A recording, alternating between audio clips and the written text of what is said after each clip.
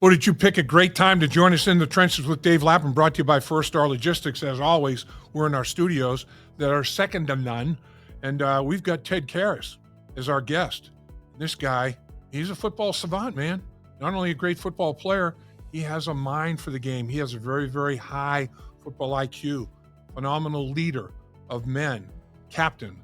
He's at the center of the offensive line. He and Joe Burrow are making the calls. You know, he's the quarterback of the offensive line, and Joe Burrow's doing his thing for the football team. And you've got two high football IQ, Mensa football IQ guys for that aspect of it with Ted Karras and Joe Burrow.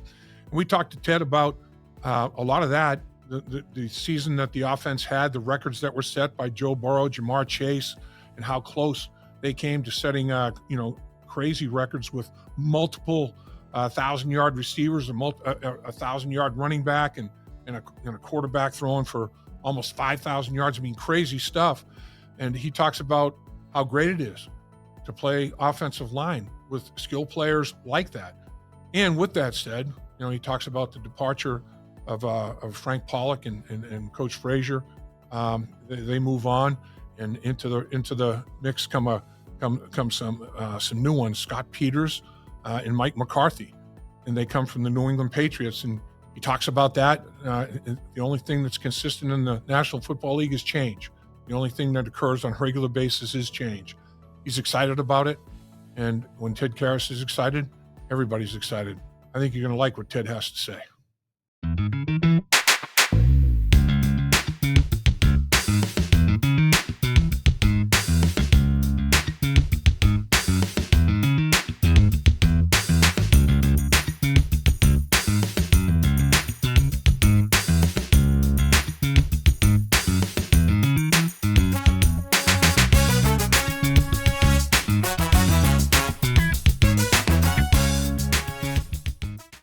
Once again, we appreciate you joining us in the trenches with Dave Lapham, brought to you by First Star Logistics. As always, we're coming to you from our studios that First Star Logistics provides for us, and they are second to none, as is our guest today. Second to none. He's one of one. And that is just a guy who just finished his 9th season in the National Football League. Center for the Cincinnati Bengals, captain, unquestioned team leader, tremendous football player, even better human being. He's got his Cincy hat on, his foundation, the work he does for the community, not just as a football player in Cincinnati, but the charitable causes are just exceptional. And I'm talking none other than the great Ted Karras. How you be, sir? Well, no wonder I keep coming back, Dave. I mean, those intros. Thank you so much. Wow. Well-deserved, man. Well-deserved for sure. So, like I mentioned, you just finished season number 9. I remember, when I get to that 9th year, it's then you start to, here comes double digits. Here comes that 10th season. Would always kind of reassess how the body is, and all that sort of thing. How you feeling, my man?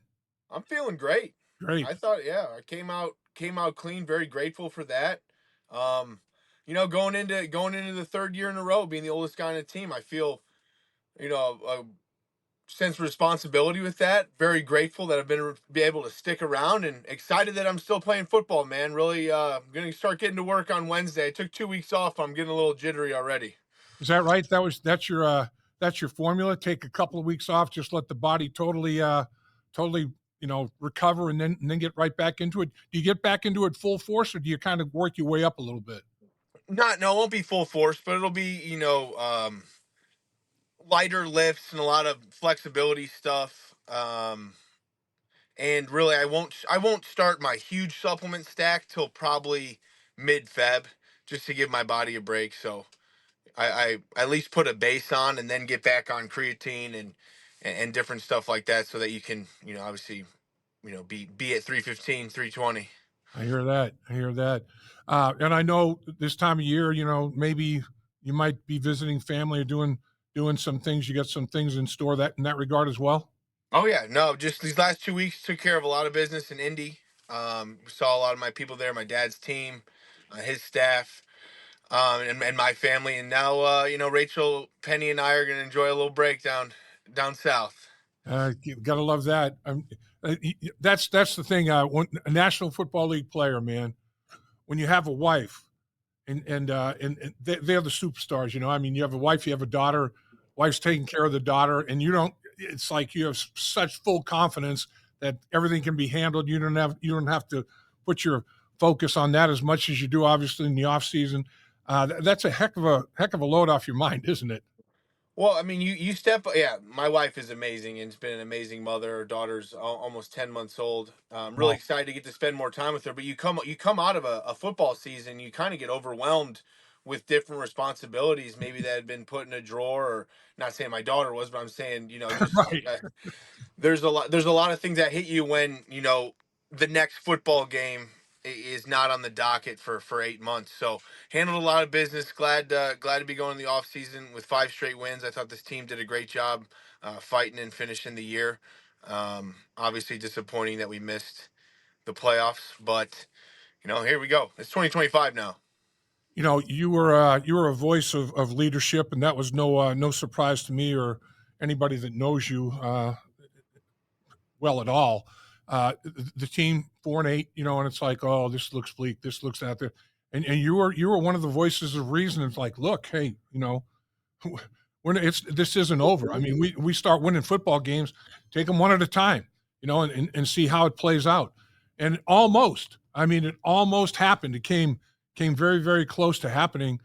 What do you think the difference was in that 5 game winning streak? What do you, if you had to put your finger on one or two things, what do you think that might have been? I think individual execution was at a high level. And then I think we start snowballing wins. You get that confidence. We saw ourselves winning a few of these close games. That has a snowball effect. But I Yeah. thought throughout the whole year we had good practices. But really, I think that when you look back and reflect on 2024, I mean, again, we're at the mercy of other teams because we didn't start as fast as we should have. When you look at it, though, man, I mean, some of the things this football team accomplished offensively, franchise record, 472 points, franchise record. Uh, Pro Football Focus is the where I'm getting some of this information. 20 number one in the NFL in touchdown passes of 20 yards or more. Number one. It's getting the ball downfield. That takes some time to get the ball downfield. I mean, the offensive line. I remember I used to think about living vicariously through the success of the skill players. You guys lived a very, very great vicarious life as an offensive line during the course of this football season because that Jamar Chase wins the Triple Crown, sets records in every category in so doing. Franchise records. I mean, club record 18 touchdown catches, unbelievable. Joe Burrow attempts, completions, yards, touchdowns. Across the board records. You have a quarterback that throws for almost 5,000 yards, never mind 4,000. You have a receiver that almost gets 2,000 yards, never mind 1,000. And then you're 18 yards from another receiver getting 1,000 yards. And then you're 10 yards away from a running back getting 1,000 yards. So because of injury, team missed 5 games during the course of the season, still had 911 yards. Chase Brown misses that last game, 10 yards short of 1,000. You would have had 2 receivers over 1,000, one close to 2, a running back at 1,000, a quarterback throwing for well over 4,500, almost 4,800 yards. I mean, the offensive line has to take great pride in that, don't you? Absolutely. I mean, it was high offensive production by a lot of those guys and a lot of guys up front. I thought a lot of guys stepped up this year on the O line. Cody Ford, I mean, playing 3 positions for us. I thought Orlando had a great year, and we just I think we had high offensive production. We felt good about a lot of things. I mean, we were 4-8 and staring down the barrel for a month and a half. And so I give a lot of credit to all position groups, all guys top to bottom on this team, to pull out a winning record and finish with 5 straight wins. Give ourselves a chance. Ultimately, it was too short, but let's take some of that momentum, roll it into 2025, and get things going. What was the dialogue, Ted? What was your message to the football team when you guys, were at the 4-8 point, at the low point of the season? I don't think there was a specific message really. The way I think about it is we just got to come in. That's the great part about football. You got the next game coming up, and it's how you show up to practice Wednesday, Thursday, Friday. And really then it's how you are focused in and ready to go on game day, which is a different day than all the other days. That's what we're judged on. And I think a lot of guys, had some great performances down the home stretch. But that's what I think about when being a leader. When things are down, we got to be at our very best, especially when it counts the most, which is game day. So as we all know, come up a little bit short for the playoffs, and it ends in the last week of the regular season. And the only certainty in the National Football League is, as we know, you just finished your ninth year in the league, and I was fortunate enough to play for a while in the league as well, and now fortunate enough to broadcast for even longer. And see it every year is change. I mean, that's the only certainty on a year-to-year basis in the Yep. National Football League is change. You say goodbye to some teammates, and you're going to be saying hello to some new ones. That happens on an annual basis, and then also coaching staff. There's changes that take place in the coaching ranks, and Frank Pollack, your offensive line coach, and Derek Frazier, the assistant offensive line coach, move on. What is your thought of those guys? What they did for you and what they did for your career? Oh, I mean, I love Frank and Frazier. I thought we had some great years together. Learned a lot from Frank, a former player, Super Bowl champion, a guy who brought a lot of intensity and passion to our room and to our program. And that's a sad part about this business. And most of us have been there, been cut or fired. And so that is it's a production business, and it's a brutal. What have you done for me lately? And so it's part of what happens. I'm really sad to see him go. They both have amazing families. Done a great job coaching us, for the last 3 years. I mean, it's been us and Frank and Frage, and they've had our backs. And so always sad to say goodbye, especially, when it's permanent. Yeah, have you had a chance to talk to either of them since it took place? I've talked to them both. Yep. Yeah, And so just wanted to tell them thanks. Thank you guys. And really, really good luck, because that they're right into the cycle too of yep. they're not the only coaches carouseling. It's an every year proposition for both players, and I almost think sometimes it's more exasperated in the coaching profession. So, growing up a coach's son, that they just had the AFCA convention last week. That's a time there's gonna be people moving all around the country to coach football. So that's a great adventurous part of the business, but on this end sometimes it ends negative. What would you say is the biggest thing you learned from that pair? I mean, you had been in the league for a while, and then you come and you're exposed to those guys and their methods and techniques and all that sort of thing for a 3 year period, like you said. What was your biggest takeaway, Ted? My favorite thing that was an adjustment for me coming from New England and Dante Scarnecchia was at center, staying more. Frank called it staying in the hole, and you're still ready to help. Whereas I'd been, and then my previous teams, it was more of a hard turn by the center. You go help the three technique pretty quick. But with our volume of passing, Frank would tell me just to sit in the hole. Our eyes are to the right, but we can still help the left guard. And I think he coached that up and really drilled it. And I thought this past year was my best year at it. I really take a lot of pride in being able to help both guards, both sides really, and kind of I mean, you're at the point at center, so you got to be pretty firm with it. But I thought we had a lot of great reps at that this year, so that's something that I'll always, install and think about as a center. So, uh, as they depart, you have to move on, and the decision's been made. Scott Peters is the offensive line coach. Mike McCarthy, not that Mike McCarthy, a different Mike McCarthy, but a couple of guys. On the younger side of things, Peters is 46 years old. McCarthy is, I think, 39 years old. They both come from the New England Patriots. Do you still have some contacts back in New England that you could you might reach out to and say, "Hey, give me a little bit of a lowdown on these guys"? Oh yeah, no, I called David Andrews last night. Did you? Yeah. Talked to him for about 20 minutes, rave reviews for Coach Peters, and I've called both of them. We're just playing a little phone tag, and I'm sure they're in a whirlwind. So I can't wait to connect with them. I'm fired up. About Coach Peters, obviously another former player, and looking forward to getting to work. I'm really excited. Yeah, and I guess the first thing we have to settle with him is, man, I'll tell you what, it's not for that opener, man. Patriots. If not for that game in the playoffs, I mean Yeah. that football game didn't work out the way that we had anticipated, obviously. But so what have you heard about Scott Peters? I mean, is he?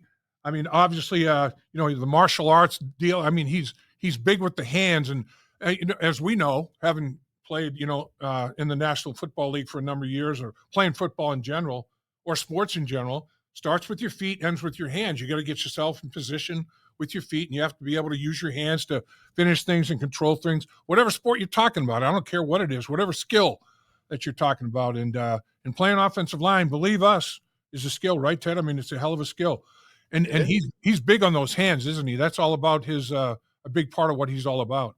That's what I've read, so I'm excited for that. I think O-line more than any other position is a repetition position. I think, the old adage, the old boxing adage, drillers make killers.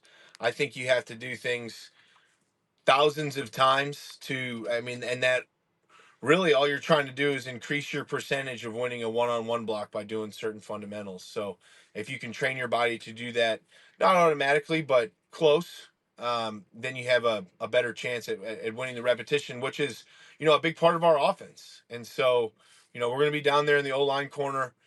Hopefully he's drilling us hard, like with hands, feet. I'm excited for him. Yeah, I mean, it is. I mean, the way the National Football League is now compared to back in the 70s and early 80s when I played, it's more hand-to-hand combat is what it is now. I mean, they allow you to really get after it with your hands, and that's being able to. Well, you had to keep your hands on your chest, didn't you? For that, I Yeah, mean, and that's. I this mean, you chicken were wings, you chicken were wings. you were fudging it a little bit though. You were throwing your hands out there. Got to give a little bit of rock, Yeah. man. I'll tell you though, they'd watch that like a hawk. Keep your hands in, don't give me. I'm like, what the heck, man?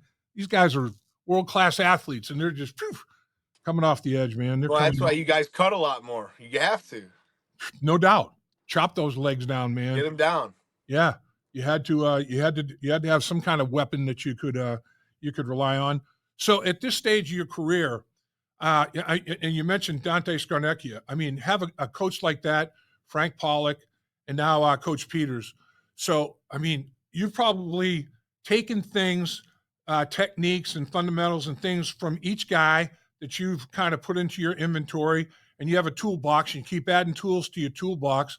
So, now it's not like you have to unlearn and relearn. It's just like now you're going to have additional tools given to you by Coach Peters for your arsenal. Isn't that pretty much the way it goes? Yeah, I was talking to Dave last night. Because we got trained by Dante. We were on that line for a long time together. Sure. And so, because I kind of just asked him, a little bit about the techniques, because that early language of Scar is still ingrained in me, and I think about it, every time I go out in the field. I have a ton of respect for Dante Scarnecchia, and I think that he's a big reason why I've been able to stick around in the NFL so long. And he mentioned that he had some different ways of teaching outside zone that Dave really liked at center. So I'm really excited to talk about that, train that. I think we got wide zone going a little bit towards the end of the year. So we would love to be able to give the confidence to give Chase some more wide zone carries because he's a dynamic running back.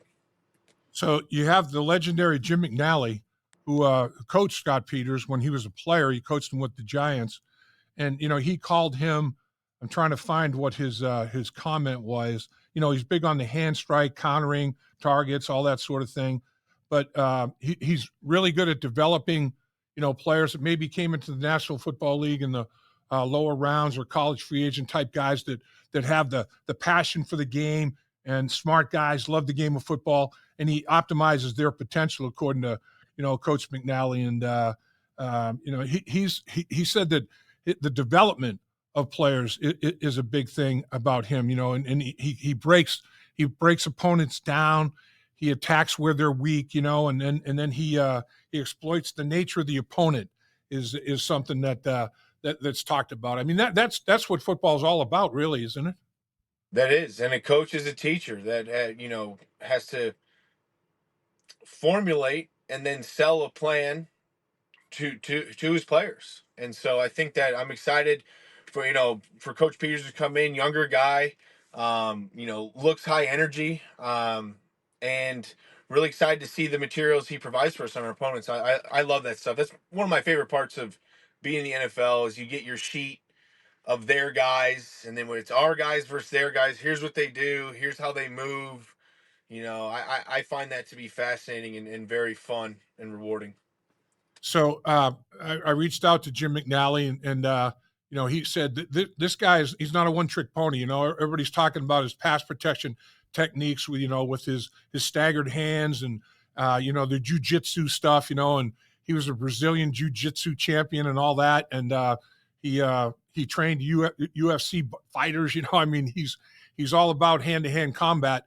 But he said, man, this guy is very, very diverse with the way he teaches the run game, inside outside zone. He's got some kind of new wave, revolutionary ways of approaching that. And looking at the Patriots, I mean, there was inside outside zone. They were gap. They did everything. I mean, they were very versatile in their run game. I mean, he definitely is not a one trick pony, is he?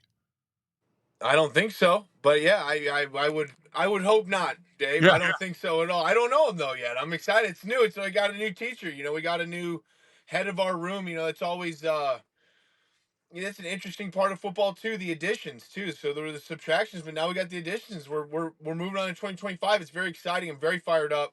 Um, I want to help him any way you can. Obviously being the veteran in the room, even though we have several, but I'm the oldest, so I want to help the coach and you know be a high production unit for this team and this program and this city, and win and win.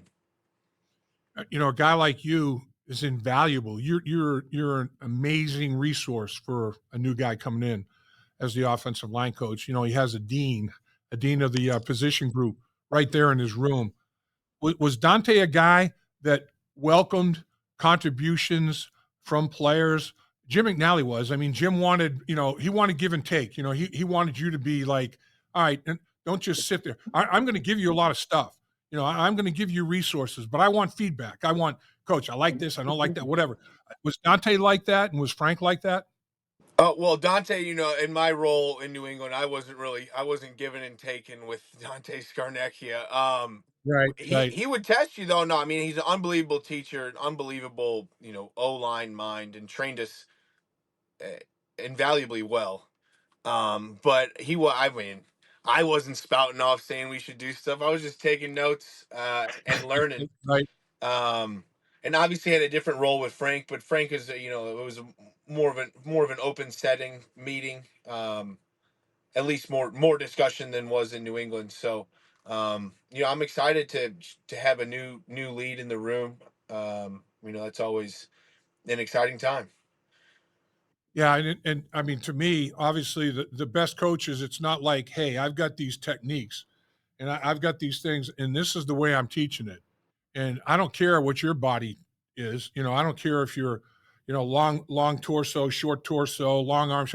I don't. And everybody's different. I mean, the great coaches, offensive line coaches that I was around, it's like, here's what I'm talking about, but apply it to your biomechanics. Well, yeah. Apply it to what your body allows you to do. Right? It's not like force feed. It's the good ones like, hey, like I said before, here's some tools, apply them to your toolbox that's specific to your body type. Well, I mean, I think then that's going into. I think some things are overcoached. I mean, if a technique can't be universally completed, you know, I don't think you should be teaching it. I mean, obviously, there's got guys around the league that can do some freaky stuff, Right. Chris Lindstrom and stuff like that. But I think when you get a player like that, then you just kind of tailor some things you want to see out of a freak athlete. But I think O line technique and really throughout all positions should be able to be, at this level universally completed. That's where maybe overcoaching comes in, but I don't see any of that coming our way. Right. I agree. You talk about a guy that was, athletically in another universe. And Jim McNally would say to Anthony Munoz, I wouldn't normally say that you can try, but go ahead and try this. I mean, you're from Well, another that's planet. Go that's ahead. basically what I was saying right there. Like you don't Right. ask the Right. room to do that. You just go up to the greatest lineman of all time. Ask him to do it. It'll look great on film. Exactly. Exactly. It's it is it is remarkable that way. You mentioned Orlando Brown, veteran guy, Pro Bowl performer. He's gifted physically. I mean, unique physical attributes. And then you got the veteran presence there, and then Mims. At the other offensive tackle for you, unlimited potential with how he's been blessed physically. And the thing I like about both of those guys, Orlando is still willing to learn, take things, but he's also willing to pass it along, to the younger guy. And Mims seems to be wide open to uh, absorbing like a sponge, everything I can possibly learn. Have you found that to be the case with him? I found both your points to be the case. I think we'll start with Amarius. And I think was such a home run pick for this franchise. I mean, a young kid, 21, maybe just turned 22. Um, Yep. Obviously the biggest guy out there. And I always joke with him. I'm like, man, you're a skinny 350. He could put on another 50 probably, but he doesn't need to. But I mean, I think he's going to be a very special player. Works very hard, very open to input, and really did all the right things you want to see out of picking someone at 18 overall to be your franchise right tackle. So I thought he had an amazing year for us. Really stepped up in big moments and played a lot of football. I think he doubled the amount of starts he had in college, and he's only going to get better. It's, we would always talk about, you don't even really know how to play yet. You're just out there throwing people around. And once you get a, once you get a better feel for the game, stuff's going to slow down immensely. And really, he'll be able to, fine tune things and find the best ways that he has to win reps. And he has a lot of tools to win reps, probably the most I've ever seen. The thing about him, Ted, that impressed me is even very early. Sometimes you get out there and it's like, okay, man, the adrenaline's pumping. I'm going to attack. I'm coming after your butt. And that's in some cases the worst thing you can do as an offensive lineman. I mean, you got to be just like, the quarterback has to be patient. So does the offensive lineman. You have to be patient. You have to be composed. You have to play with that controlled rage. I thought he did a hell of a job of that. I thought he showed, exceptional patience and poise out there on the edge. I do too. It's a Dan Pitcher. He quotes this a lot. We want to play with calculated aggression on our I offense. love So that. no, I was love. He really, has been hammering that since the spring, and I think it paid a lot of dividends for us. Take our chances, and that goes down all the way to the individual level. And like you said, I mean, no moment was too big for Mims. Um, so I think he did a great job. And then we were talking about Orlando. I think obviously playing at a Pro Bowl level at left tackle, and then to provide the value he does from a culture standpoint, from an energy standpoint, from a intelligence on the field. Very, very smart player. I think that's probably undervalued in O-line play. Talk about a guy who has a great feel for the game, feel for how to beat his individual opponent, and then also, kind of, knowing the distribution of the defense so that he knows what's coming. So I love working with Orlando. It makes my life a lot easier when you have a left tackle that knows everything that's going on. Yeah, I mean, he's in concert with you, man. He's on the same page. That is huge. So you mentioned Cody Ford playing multiple positions. We know how hard that is. I mean, as I'm a former, well, I mean, I did it. There a couple of years there, I played, all five positions in the offense. So a couple of games, I played all five in the same game. It was crazy. So, and I know the challenge of not only the physical aspect of it, but the mental aspect of it as well. How much respect do you have for Cody to be able to handle, those phases of it? I have a ton of respect, and I've been in that role. Obviously, not with tackle, but started games at all three interior positions. Yep. I've never switched mid game. Well, I have actually. I switched to center, so I have switched mid game. I think it's just I encourage a lot of these young guys to be multi positional flexibility. The more you can do to get yourself out on the field, and I thought Cody stepped up in really big moments for us this year. Played out on the edge, played inside, was solid in a lot of victories, a lot of close games, and really, gave us a lot of value from a position that you don't hope you need, but when you do, you need them to be productive and good, and he delivered. I know that you're capable of doing a lot of things, and I think coaching, is one of those. When you look at the opportunity that Coach Peters and Coach McCarthy have with all the skill players that we've talked about, at the quarterback position, at the receiver position, at the tight end position, with Gesicki, the running back position with Chase Brown. I mean, if you're an offensive line coach, Ted, and you're like, man, that team's got some pretty good weapons. I think I could get something done up front. It's a tremendous opportunity, isn't it, for any offensive line coach? It is coming into a dynamic offense. We have number 9 back there, so we have a immense responsibility and a great opportunity to provide a lot of value to this organization and be a plus starting unit, and help us win as many games as possible. I mean, that's all we're after is winning football games. So everyone that's involved with us in 2025, is going to be on that mindset. How am I providing to help us win our next game? And finally, and to appreciate you carving the time, Ted, that you're carving here in the off season, in the early stages of the off season. But we talked about, it's the Cincy hats, and there's been around a lot of guys try to do it myself. I mean, when you can give back to the community, you try to do so. We're fortunate and try to give back in some way, shape, or form to help others. And you've done that in spades. Tell us about what's going on with your Cincy hats. Tell us about the foundation. Well, Ted. 2025 is all about bringing infrastructure to Cincinnati, housing for adults with disabilities. They've got a lot of things in the fire. We're working hard. We're organizing stuff, and that's this is my life's mission, Lap. This all happened so organically, and it was a surprise. And how we've been able to raise so much money, and the people that all the Cincy Hat money goes right to adults with disabilities and housing them. And so I feel, so grateful to this Cincinnati community. And really, I mean, all 50 states have bought a Cincy Hat, and people have come out and donated. And I feel very compelled. 2025 is going to be the year we're bringing housing to Cincinnati for adults with disabilities. It's going to be some really awesome stuff. And we're still going to be working with UC, providing scholarships to their TAP program. And so we're going really hard for good. And I will never cease. Are you? I'm not surprised because I know been around Cincinnati for a long time, and I know what the community is like. I know the heart of the community. Are you surprised, or are you like, I thought it might be like this, but this even exceeded my dreams, my expectations? I mean, what are your thoughts? Well, I had no expectations because I never even intended to sell them. So I mean, every sale is exceeding my expectations. Every donation, and it's really, it's been quite unbelievable. The people I've been able to meet.